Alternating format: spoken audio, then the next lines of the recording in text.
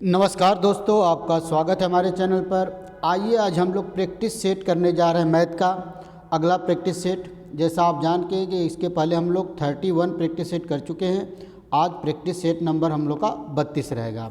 तो आइए पहला क्वेश्चन देखिए। नंबर सिस्टम को बहुत अच्छा क्वेश्चन है।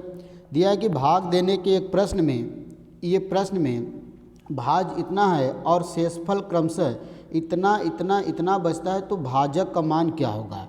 तो बहुत अच्छा क्वेश्चन है। देखिए हमारा भाज जो कितना है 380,606।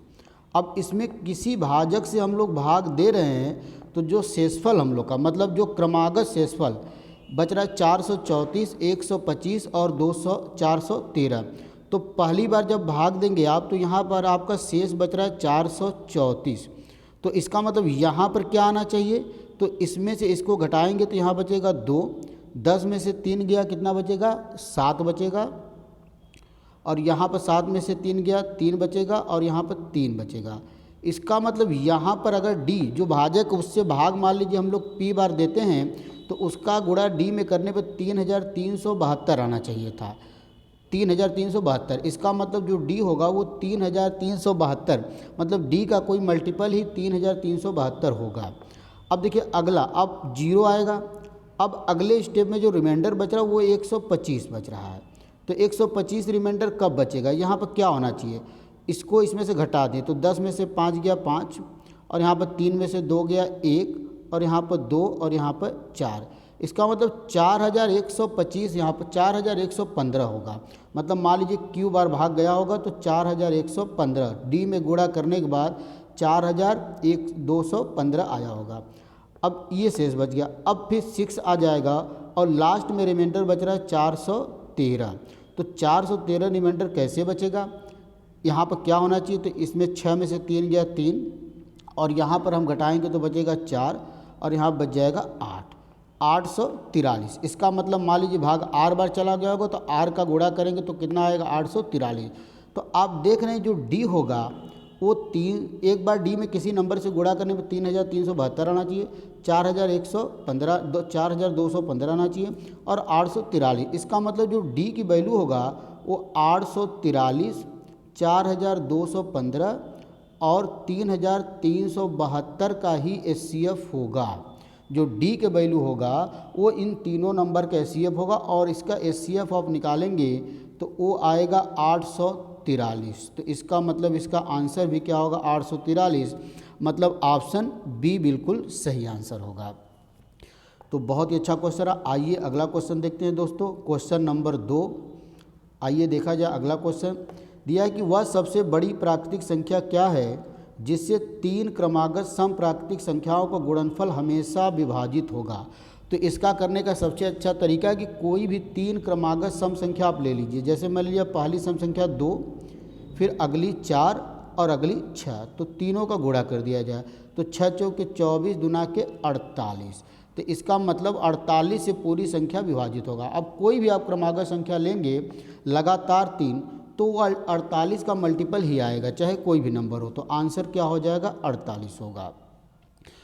ऑप्शन सी सही होगा। आइए अगला क्वेश्चन देखते हैं, क्वेश्चन नंबर 3। आइए दोस्तों, ये भी नंबर सिस्टम का ही क्वेश्चन है, बहुत अच्छा। डिविजिबिलिटी भाजक से है।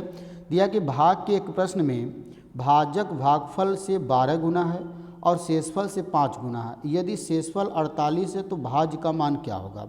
तो आप जानते हैं भाग देने की प्रक्रिया में जो यहाँ पर होता है उसको हम लोग बोलते हैं भाज्य, और जिस नंबर से हम लोग भाग देते हैं उसको क्या बोलते हैं भाजक, और जितनी बार भाग हम लोग का चला जाता है उसको क्या बोलते हैं दोस्तों भागफल, और लास्ट में जो भी बच जाता है उसको क्या बोलते हैं शेष बोलते हैं।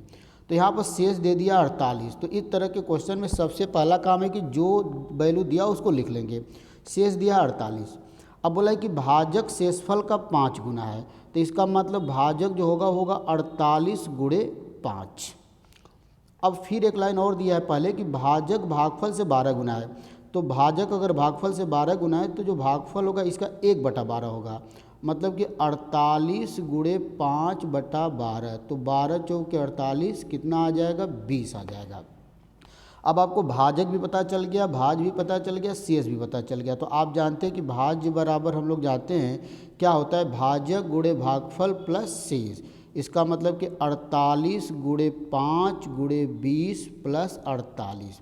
तो इसका गुणा करेंगे 20 पाँचे 100, ये आ जाएगा 4800 और प्लस 48 करेंगे तो ये जो आंसर आ जाएगा 48 मतलब 4848। तो ऑप्शन डी बिल्कुल सही होगा, 4848 इस क्वेश्चन का आंसर होगा।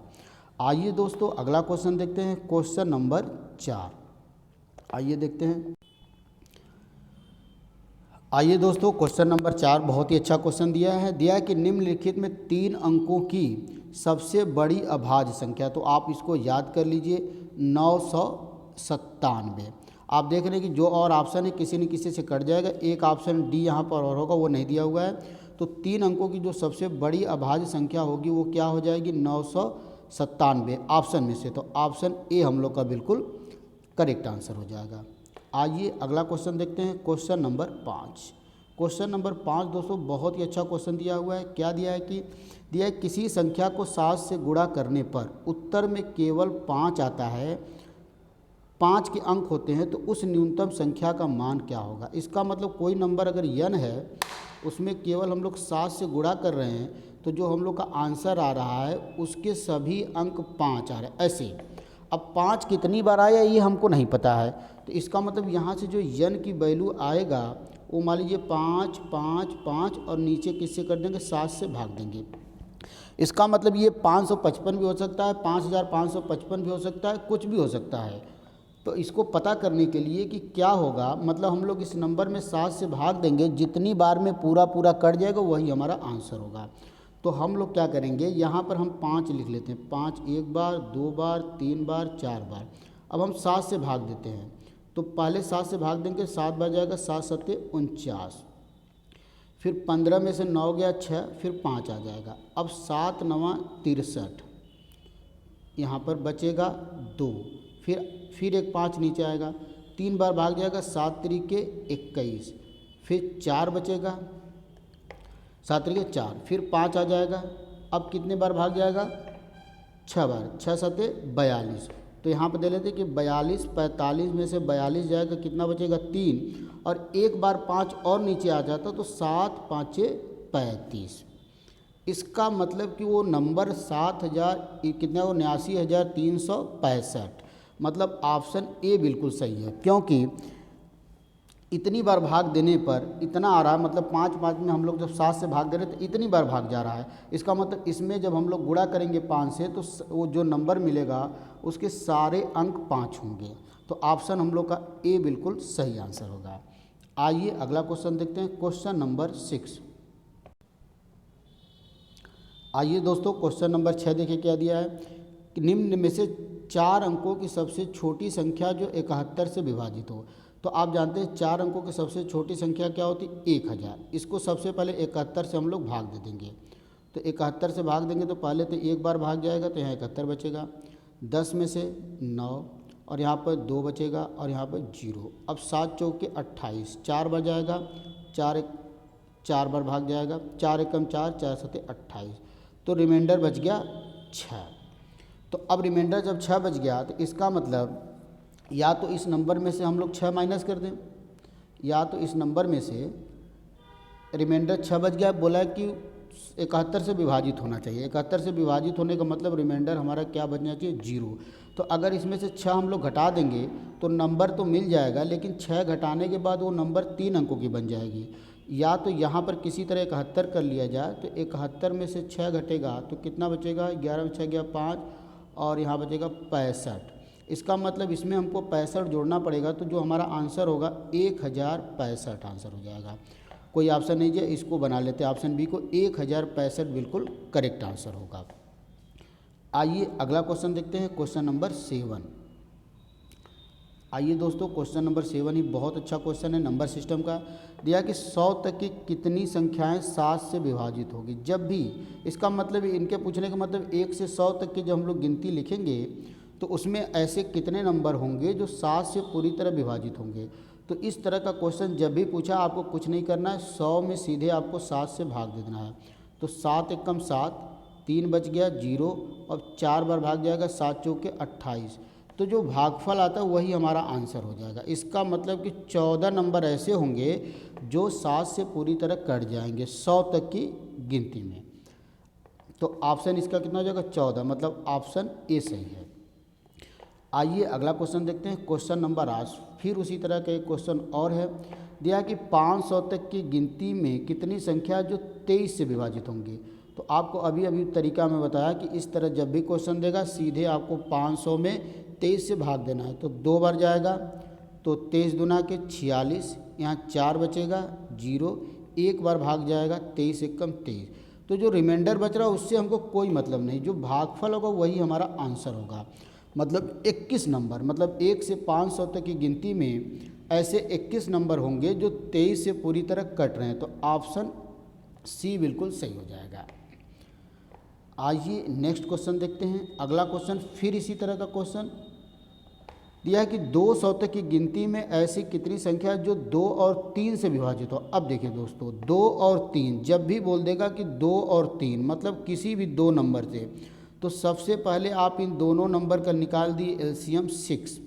इसका मतलब जो नंबर 6 से कटेगा वो 2 से भी कटेगा और 3 से भी कटेगा। इसका मतलब कि अब आपको 2 और 3 से अलग अलग निकालने की ज़रूरत नहीं, अब आप ऐसी संख्या पता कर लीजिए जो 6 से विभाजित हो रही हैं। तो सीधे सीधे 6 से 200 में भाग दे दिया जाए। 6 तिरिके 18, 2 आ गया 0 आएगा, 6 तिरिके 18, कितनी बार भाग चला गया 33। तो इसका मतलब ऑप्शन भी क्या होगा 33। तो बी ऑप्शन बिल्कुल करेक्ट आंसर हो जाएगा। बहुत ही अच्छा क्वेश्चन था। आइए दोस्तों अगला क्वेश्चन देखते हैं, 10वां क्वेश्चन। आज हम 10 क्वेश्चन का ही प्रैक्टिस सेट लेकर आए आपके लिए। लास्ट क्वेश्चन है, ये भी उसी तरह का बहुत अच्छा क्वेश्चन। थोड़ा सा चेंज दीजिए कि 100 और 300 के बीच में कितनी संख्या जो 11 से विभाजित होंगी। तो आपको करना क्या है, पहले तो आपको 1 से लेके 300 तक अलग निकाल लेना है, फिर 1 से लेके 100 तक अलग। तो सबसे पहले 300 में आप 11 से भाग देंगे तो कितनी बार भाग जाएगा 11 दूना 22, यहाँ पर आ जाएगा 8 और 0 11 सते 77। इसका मतलब कि 27 नंबर, मतलब 1 से 300 तक 27 नंबर होंगे जो 11 से कट रहे होंगे। अब हम 100 तक पता कर लेते हैं। तो ये पता करने के लिए 100 में 11 से भाग देना पड़ेगा। तो 11 9 99, 9 बार जाएगा। इसका मतलब 1 से 100 तक 9 नंबर है, लेकिन हमसे 1 से नहीं पूछा, हमसे 100 से 300 पूछा है। तो हम 1 से 300 वाले में से 1 से 100 घटा देंगे, मतलब 27 में से 9 माइनस कर देंगे और आंसर आ जाएगा 18।